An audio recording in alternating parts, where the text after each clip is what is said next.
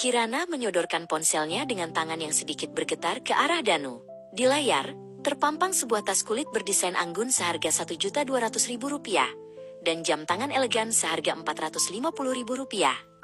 Mas, aku ingin ini untuk hadiah ulang tahunku.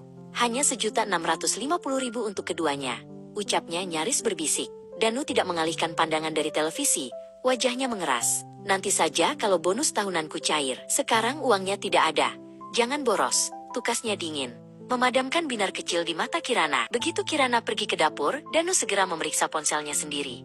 Sebuah notifikasi bank menunjukkan angka yang fantastis. Rp45 juta telah masuk sebagai bonus tahunan. Namun, tadi pagi di meja makan, ia bersumpah demi Tuhan di depan Kirana bahwa ia hanya menerima Rp12 juta.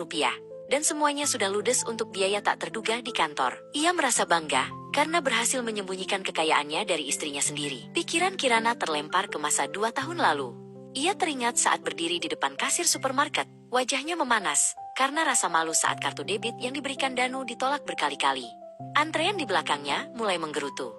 Akhirnya, dengan tangan gemetar, ia merogoh tabungan rahasia hasil jualan kue kecil-kecilannya untuk membayar susu Bima dan beras.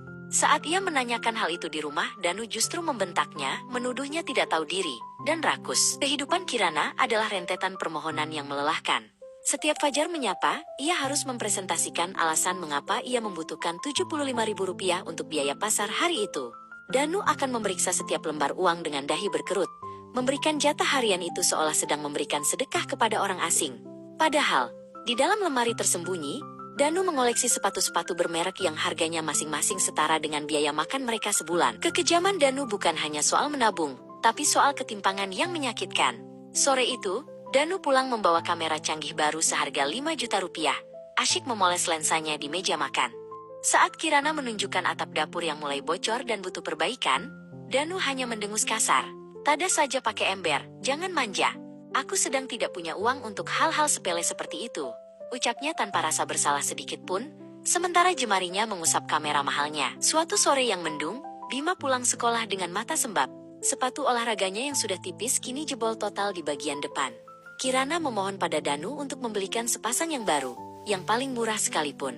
Lem saja dulu pakai lem kayu, masih bisa dipakai sampai ujian, jawab Danu tanpa dosa. Kirana memeluk Bima yang terisak, hatinya tercabik. Malam itu, Kirana bekerja hingga larut malam di depan laptop tuanya, mengerjakan proyek desain lepas demi harga diri putranya. Badai sesungguhnya pecah saat Kirana sedang merapikan dokumen di laci kerja Danu. Sebuah amplop coklat terjatuh, menyingkap slip gaji yang selama ini disembunyikan. Matanya terbelalak melihat angka Rp45 juta tertulis sebagai bonus tahunan.